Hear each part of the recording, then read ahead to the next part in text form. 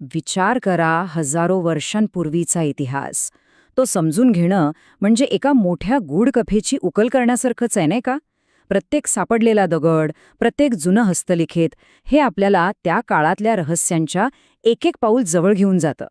ही एक अशी detective story आहे जिचं खरं उत्तर अजूनही कुठेतरी लपलेलं आहे. पण हा प्रश्न पडतोच की ज्या काळात ना कॅमेरे होते ना रेकॉर्डिंगची सोय, त्या काळातलं आयुष्य, समाज आणि लोकांचे विचार आपल्याला आज कळतात तरी कसे? चला तर मग या ऐतिहासिक कोड्याचं उत्तर शोधायला एकत्र निघूया. या शोधात इतिहासकारांची भूमिका ही एखाद्या गुप्तहेरासारखीच असते. ते भूतकाळात विखुरलेले पुरावे आणि संकेत एकत्र जोडतात आणि त्यातून एक सुसंगत चित्र तयार करण्याचा प्रयत्न करतात. बरं, मग ते कोणते पुरावे वापरतात? तर मुख्यत्वे 3 प्रकारचे. एक म्हणजे पुरातत्वीय स्रोत, म्हणजे उत्खननात सापडलेल्या वस्तू. दुसरं साहित्यिक स्रोत, म्हणजे त्या काळात लिहिलेले ग्रंथ. आणि तिसरं म्हणजे परदेशी प्रवाशांनी लिहून ठेवलेले त्यांचे अनुभव. आणि हे आपण मनाने नाही सांगत, आपल्या विश्लेषणाचा आधार थेट मूळ स्रोतातूनच घेतला आहे. इथे बघा, इतिहासाच्या अभ्यासासाठी वापरल्या जाणाऱ्या या 3 मुख्य स्रोतांचा स्पष्ट उल्लेख आहे. हेच ते स्रोत आहेत जे आपल्याला भूतकाळात डोकावण्याची एक खिडकी उघडून देतात. चला, आता आपला प्रवास सुरू करूया. सर्वात आधी जाऊया पुरातत्वीय पुराव्यांच्या मदतीने भारताच्या पहिल्या महान संस्कृतीच्या शोधात. ही आहे सिंधू संस्कृती. विचार करा, सुमारे 4,500 वर्षांपूर्वीची ही संस्कृती आपल्या काळातल्या सर्वात प्रगत आणि आधुनिक संस्कृतींपैकी एक मानली जाते. त्यांच्या शहरांची रचना तर अक्षरशः थक्क करणारी होती.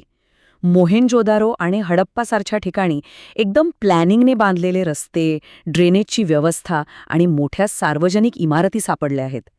तिथलं महास्नानगृह म्हणजे द ग्रेट बाथ त्यांच्या इंजिनिअरिंगचं एक जबरदस्त उदाहरण आहे.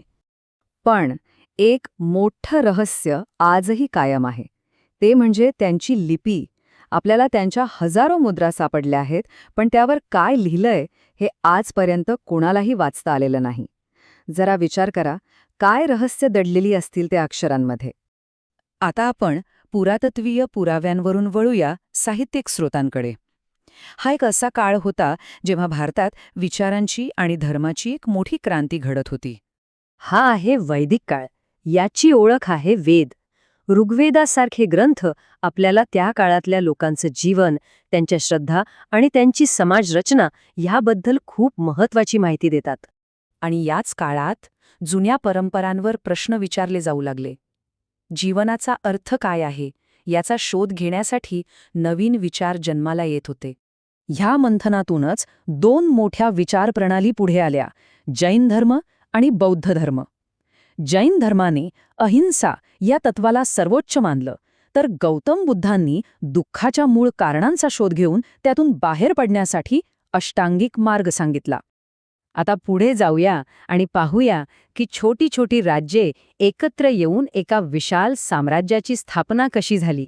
या काळात मगध हे एक पॉवर सेंटर म्हणून उदयास आलं. तिथे एकामागोमाग एक राजघराणी सत्तेवर आली.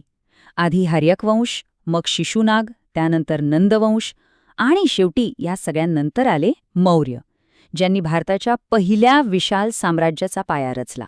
चंद्रगुप्त मौर्याने या विशाल साम्राज्याची स्थापना केली.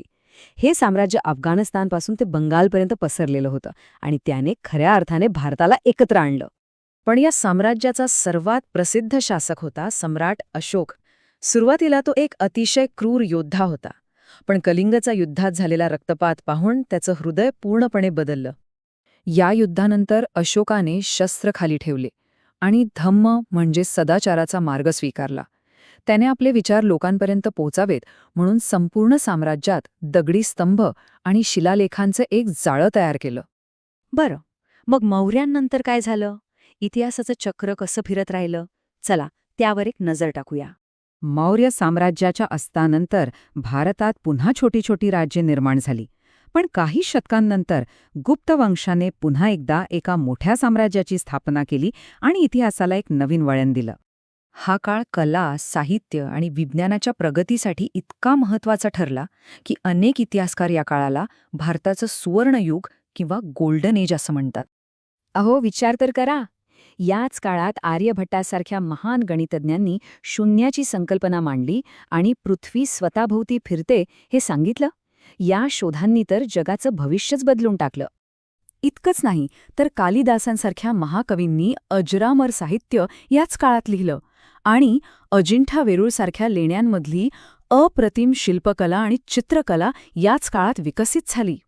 तर सिंधू संस्कृतीच्या रहस्यमय शहरांपासून ते मौर्यांच्या विशाल साम्राज्यापर्यंत आणि गुप्तांच्या सुवर्णयुगापर्यंत भारताचा इतिहास हा उदय आणि अस्ताची, बदलाची आणि तरीही टिकून राहण्याची एक अद्भुत गाथा आहे.